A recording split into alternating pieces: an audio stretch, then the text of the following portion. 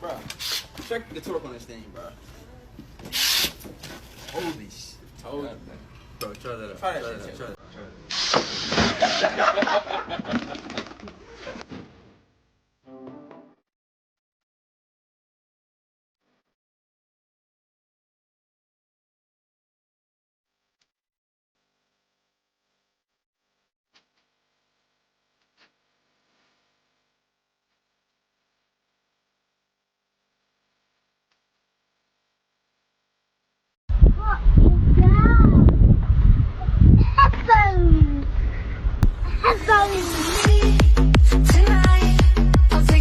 I thought I'd bring you a little jacket.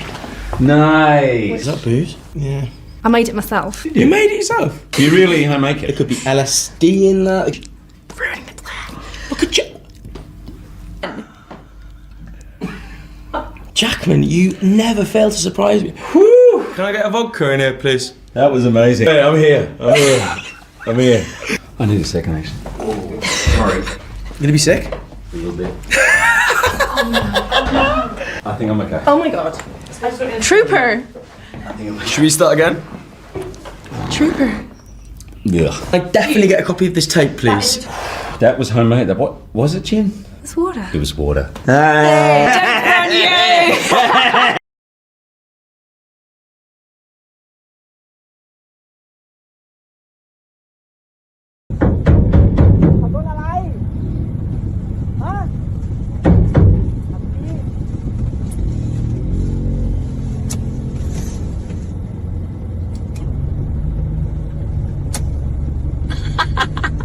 Muito fraquinho, muito fraquinho. What's your problem? Podia ter ficado sem essa. O telefone.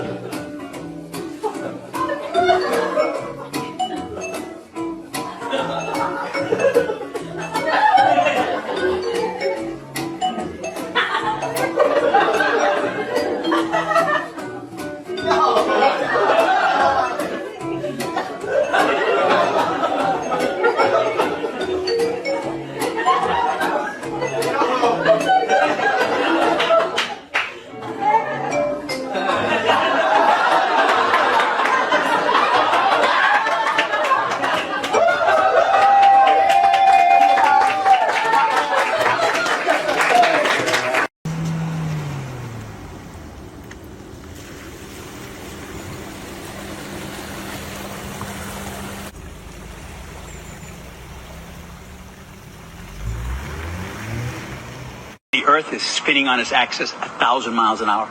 Like if I was God spinning a basketball 1,000 miles an hour. And at the same time it's doing that, the Earth is going in orbit around the sun at guess what rate of speed? 66,000 miles an hour. 66,000 miles an hour, 1,000 miles an hour. And on top of that, the whole solar system's going through the Milky Way galaxy at guess what rate of speed?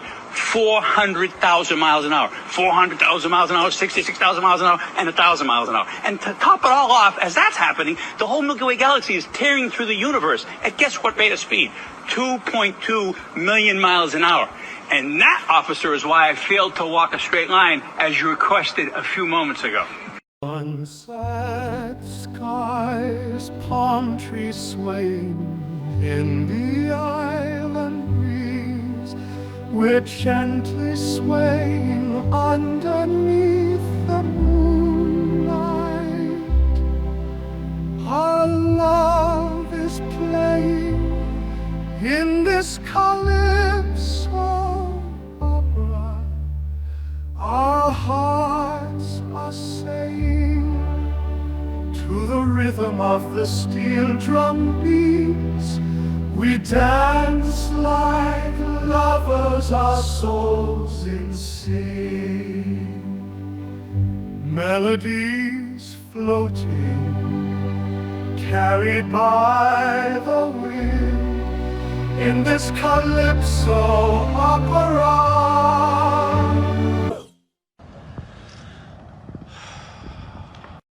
Yesterday, I picked my 8-year-old daughter up from school, and before she is even fully in the car, she goes, "Mom, guess what?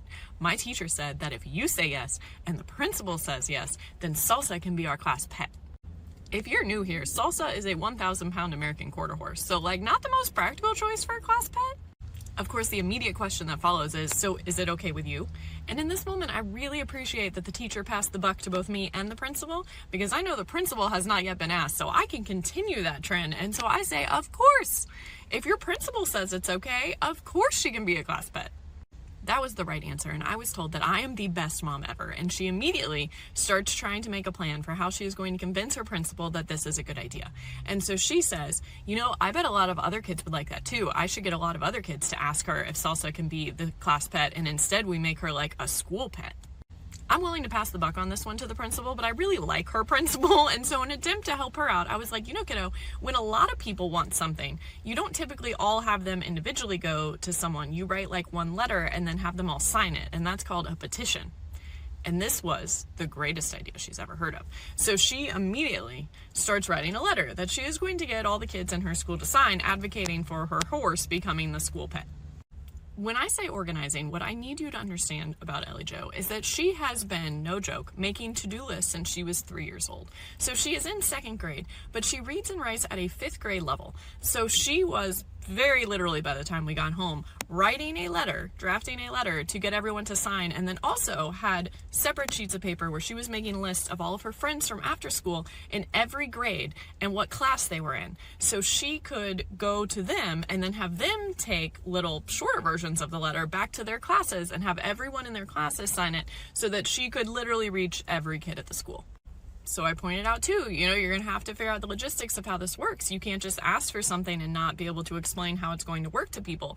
So she starts coming up with this sort of stall they could put outside her classroom, and if you made it movable, then it could move around the school, and where would Salsa go during recess? A big part of this plan involved me hauling the horse back and forth at the beginning and end of every week. And I'm just letting this plan roll at this point because this is the principal's problem. This is no longer my issue. By the time bedtime rolls around, this is a full-blown plan, and I'm like forcing the kid to go to bed. And part of me is incredibly proud at the natural community organization that's happening here, though I feel like that might backfire at some point for me as a parent. Like, you want your kids to know how to organize, but like maybe after they move out of your house. But anyway, I'm also mildly concerned that some part of this is going to work, and the principal's going to be like, yeah, you can bring the horse for a day, and I'm going to end up having to haul this friggin' horse to school, but whatever. So I get her to go to bed. So we have succeeded for the day. For the moment, I'm still the greatest mom ever. But then this morning, she gets up and walks out of her room and says, Mom, I've been thinking about it, and I don't think it's a good idea to bring Salsa to school as a class or school pet. And I said, no, like, why, what changed your mind?